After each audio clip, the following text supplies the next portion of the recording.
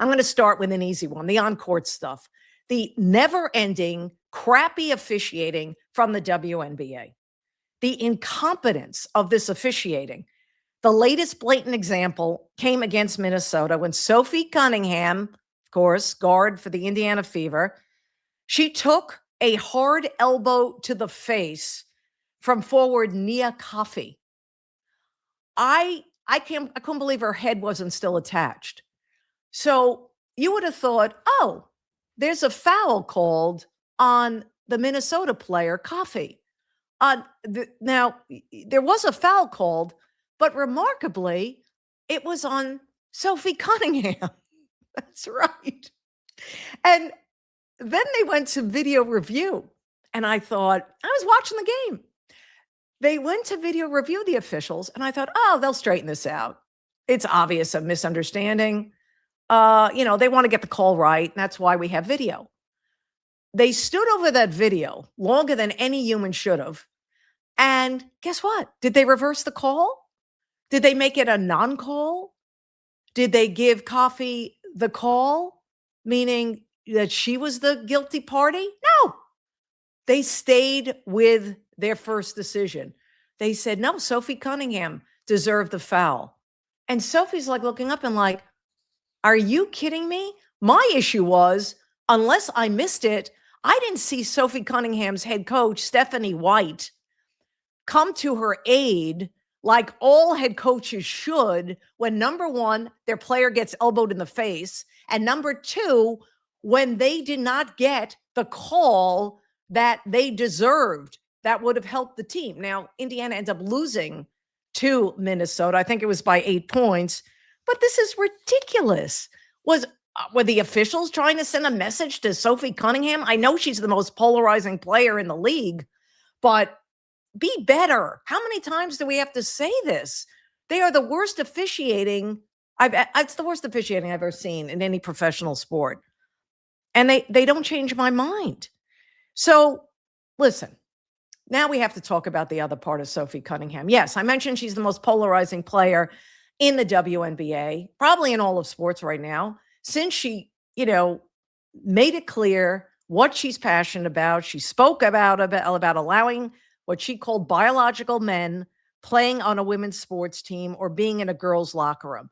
That is a safe space for women. She is against what she calls biological men being in that space. Others would call it transgender girls being in that space. But you get what's going on, okay? While this is not an issue in the WNBA as we speak, as we've heard from a bevy of coaches in the WNBA, what these coaches forget to point out, and the reason why Sophie Cunningham has to say this and why there are protests of support and protest against Sophie, we saw that in Portland, we saw that in Minnesota. They forget to mention that there are 23 states, plus the District of Columbia, I looked this up, that allow this to happen. Biological men can compete in women's sports and be in locker rooms. Transgender girls, which are also biological men, can do this in 23 states. But when you listen to these WNBA coaches, and there were a couple that spoke out, you would think this doesn't happen. You would think this was a made-up narrative. That why does 80% of this country believe in what Sophie Cunningham is saying and stating, and isn't she allowed to say it? I said that in the last show. When is that a crime against humanity when you're allowed? This is a free country. You have this free speech. You can speak up. You don't have to agree with it, and you can create and debate it, but you do not bully the person you don't agree with. I mean, isn't this common sense? Well, I mentioned the several WNBA head coaches. We already heard last week from Stephanie White, Sophie Cunningham's same coach, who apparently didn't know the difference between a man and a woman. You can just Google that and look up what she said. I'm not going to waste anybody's time on that. But Cheryl Reeve, the Minnesota Lynx head coach, this was Sunday, okay? She, first of all, pregame, had a conversation with Sophie Cunningham, and the cameras picked that up. When asked about it, of course, she didn't say she was not going to say to any of the reporters what that conversation was about, but we can guess. But then she goes to the sideline for this game against Sophie's Indiana Fever, and she's wearing a shirt under her blazer that reads, "Trans girls belong." Trans girls belong. Now, Sophie Cunningham never said trans kids don't belong. She never said she was against trans. She has repeated that multiple times. She just said those who were born male should not be in women's spaces. Now, the head coach, you're looking at her, Cheryl Reeve in Minnesota, said this before the game on Sunday. She mentioned and accused Sophie of using, and others, of using a narrative that said transgender athletes are the biggest problem in sports. Sophie Cunningham never said transgender athletes are the biggest problems in sports. Not true. Reeve also said transgender athletes should not be excluded. And that's not all she said before the game in which the Lynx played the Fever. Roll it, Dominic. More and more transgenders in our country as years go by. There's going to come a time. I've encouraged, just years ago, I encouraged the WNBA leadership. What's our stance? What are we going to do when this occurs? Are we going to be ready? Are we going to be reactionary? And so I think it would make sense for our league to be leaders in this space. So she wants leaders in this space in her league. She's been talking about this for a while.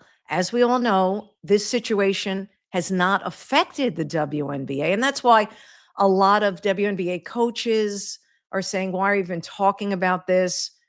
This is not affecting our league, the WNBA. But look at Cheryl Reeve. She thinks it's going to be affecting the WNBA, and she's been talking about it for a while. She just said that.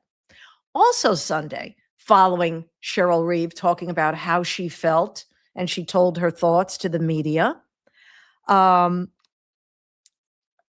coach of the Golden State team, the Valkyries, okay, she was asked, her name is Natalie Nakase. And Coach Nakase was asked by reporters where she stood on this issue. Roll it, Dominic. For me, sports is about belonging. It's about inclusivity. It's about allowing everyone to be their authentic self. I'm big on that just because I have been criticized for my height, for my ethnicity. I've been in those "you shouldn't belong here" many times. And for me, I don't want that space, especially Golden State, to ever feel like that. So I'm all about women, little girls deserving to play, and that includes trans women. So I'm all about inclusivity. Okay, I don't get the height thing and all the other comparisons to it, but I think many of these coaches got the same memo. We have some WNBA head coaches not talking about it all. We have some averting the subject, like talking about something else, at least kind of speaking on it. And then we have several coaches that you just heard here. And I bring this out on this show because I'm just trying to understand. Did they all get the same memo? I don't understand. Aren't they there to protect women's sports? Didn't they fight for that? What's going to happen if, as Cheryl Reeve, the Minnesota coach, thinks it's going to happen when this issue really approaches the WNBA? And they're going to have to figure this out and make a decision. And until that happens, I don't think this is going to change. I don't think their stance is going to change. It's easy for them to say now, because it doesn't directly affect them, that inclusivity is all that matters. Isn't sports about competition, earning a spot on the team, right? Working hard. Young girls, young women in sports have had to work so hard to be acknowledged, to get scholarships, to get equal pay, to do all of this. And it really would be a shame if things change, because women have really come a long way, baby, as they used to say. But I don't understand. I mean, help me to understand, as I like to say. Help me to understand. Am I wrong? Am I crazy? I don't know, but I wanted you guys to hear what these coaches had to say. You already heard what Sophie Cunningham had to say. These coaches have their say. Will this change? I mean, let me know. Let me know in the chat box, if this interests you. But still, the officiating sucks in the WNBA, first and foremost.